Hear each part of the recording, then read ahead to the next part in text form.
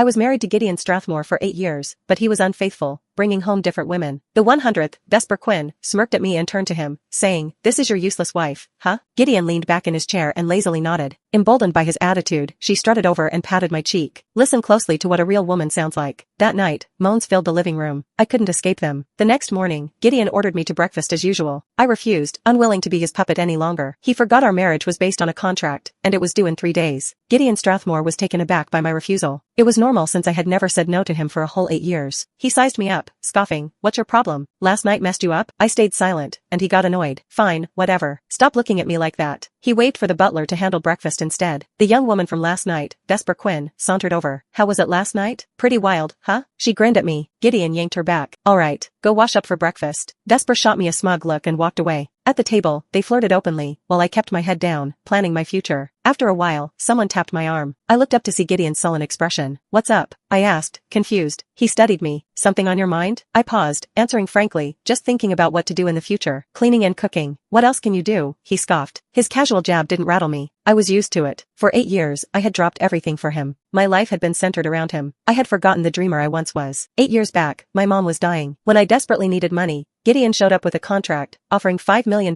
for me to marry him and help him deal with the opponents in his family. To save my mother, I agreed. But after our marriage, he brought home different women. One day, he got drunk and stared at me seriously. He slurred, "We're from different worlds. Don't get any ideas." At first, I thought he didn't know how to love. Last year, I learned that his first love died from illness, and Vesper looked a bit like her. So, it wasn't surprising that he brought her home and had breakfast with her. Unbothered, I started planning my exit. Gideon called out to me, and I snapped back to reality. "I want to get a job," I said. Gideon laughed. "Seriously? Maybe come to my company and mop floors. Vesper is fresh out of college, and you're not even on the same level." Before I could respond, Vesper came out of the bedroom. "Babe, how do I look? Good?" She was wearing a dress Gideon bought yearly for his first love. When I once touched it while cleaning, he only slapped me. Now, he eyed Vesper with satisfaction. "Perfect. Wear anything you like." Vesper flaunted it, turning to me. "Don't I look amazing?" "Yes, it suits you." I nodded. She froze, surprised by my response. I ignored them and went back to my room. In 3 days, I'd be gone. It was time to pack up. I had just laid down when Gideon called. "Vesper needs a ride to campus." "Drive her," he said. I frowned. "Don't we have a driver?" Rejected by me the second time, he couldn't hold back his anger. "What's with you? Can't do one thing?" Before he blew up, I agreed. "Okay. See? That wasn't hard," he snorted. I changed and found them in the yard. He urged, "Hurry up. Vesper has got an exam." Vesper grinned. "Thanks, Celine." They kissed passionately as they parted. Once in the car, Vesper started. "Gideon is just so passionate. Is he like that with you too?" I stayed silent, and she chuckled. "I get it. You're old and boring. No way he'd go for you." I kept ignoring her, and she shut up eventually. Near her school, a car swerved into us. I jerked the wheel, but we still got hit. Pain seared my leg, and Vesper groaned behind me. I looked back and saw a scratch on her hand. Medics pulled us out. My left leg was broken, while Vesper just had the scratch. After they bandaged her, Gideon arrived, looking frantic. He rushed up to ask about her situation. Vesper whined about her hand. Gideon ordered the driver to take her for a full checkup. He passed me twice but never looked at me. I gave a bitter smile. The pain in my chest dulled the one in my leg. At the hospital, I overheard the nurses gossiping. "Mr. Strathmore is so sweet to his girlfriend. For just a scratch, he is calling in top specialists. Marrying a rich, doting guy like that must be a dream." I smiled bitterly. Ironically, the married life with Gideon was not happy at all. Before surgery, I saw them coming up, hand in hand. "How are you doing?" he asked with a frown. "Can't you even drive right?" "Good thing Vesper is fine." She pouted. I shouldn't have asked her to drive in the first place. Gideon hugged her, cooing, "It's not your fault. You got hurt too. Let's grab some food." The doctor came up, saying the operating room was ready. Gideon glanced at me, surprised, but Vesper's whimper stole his focus. Luckily, the surgery went fine. A nurse asked if I had called my family. I paused, replying, "I've got none." I hired a nursing worker to look after me in the hospital. Gideon had fun with Vesper every day, never visiting me. She sent me pictures of them going to beaches, snorkeling, stargazing, and kissing. I felt nothing, busy planning a biotech startup with my friend, Maren Holt. For years, I'd done product research on the side. At first, when Maren approached me with the proposal, I declined. She said I'd wasted 8 years on a contract. It wasn't worth it, but I didn't regret it. My mother was everything to me back then. Now the contract was over, and I was free. "When are you back?" "The house is a mess," Gideon complained over the phone. "The maids aren't doing their job?" I sneered. "You know I hate people touching my stuff. And I need you for company files," he sulked. I checked the time, about to respond when a nurse came up with the medical bills. Gideon heard it, urging me to go home as soon as possible. Ignoring him, I paid the bills and left with Maren. When she asked if I felt free, I smiled. "It's over. Once he signs the divorce agreement, I'm out." Maren was thrilled. "Let's get it done and hit a chorizo slider truck." As we discussed the details of the startup, Gideon called again. I glanced at his name on the screen and flipped my phone over. Maren lifted her chin. "Really done with him?" She knew how much I had cared for him, but his constant hurt killed that. I shrugged. Some people just don't belong in the same world. Marin nodded, totally agreeing with it. After finalizing the business plan, we went to our favorite slider spot. The first bite of spicy chorizo brought tears. Marin teased me if it was that good. I smiled without replying. Since meeting Gideon, I had avoided bold flavors like this. Gideon said chorizo smells shamed the Strathmore name, and I wasn't allowed to laugh or talk loudly in public. For 8 years, I was his emotionless puppet. Now freedom scent hit, and my eyes stung. When I got home at 10, Gideon was sitting in the living room with a sullen expression. He had called a dozen times, but I had answered none. "Where have you been?" he asked sternly. I changed my shoes and washed my hands before answering coolly, "Ate with a friend." He stepped closer, smelled the sliders, and immediately covered his nose. "I told you not to have sliders. You stink," he complained. "Desper eats them, and it's fine?" I shot back. His disgust grew. "You're not her. Besides, she's an outsider." I didn't argue further, aware of his prejudice toward me. It was fine. Soon enough, I'd be an outsider too. Marin flew abroad the next day for business, while I had a lawyer draft the divorce agreement that stated my leave with nothing. I skimmed through it and signed it without hesitation. Desper sent a video that showed a fancy hall. A sign there read, "Welcome to Gideon Strathmore and Vesper Quinn's engagement party." Gideon was directing the manager to make arrangements. "Vesper," I mentioned engagement, and he planned this, ignoring what others think. "It's happening in 2 days. You're welcome to attend it." In 2 days, it would be my 30th birthday. On the same day, I would leave for good. I blocked her number and scanned my tiny room. In the past 8 years, I hadn't bought anything for myself. Just like how I had come, I was leaving with one suitcase. I packed up and set it aside. Gideon barged in and demanded, "Make me some oyster bisque." His entitled tone was annoying, but I didn't refuse. It was the last time anyway. When I served the bisque, he stared at me. "Why are you so quiet lately?" I used to chatter nonstop even if he ignored me. I shrugged. "My throat is sore. Don't want to talk." He snorted and left with the packed bisque, not returning until the engagement day. I placed that contract and the divorce agreement on the table. Suitcase in hand, I glanced at the house one last time and headed to the airport. Before boarding, Gideon called. I rejected it, tossed the SIM in the trash, and moved on to my future.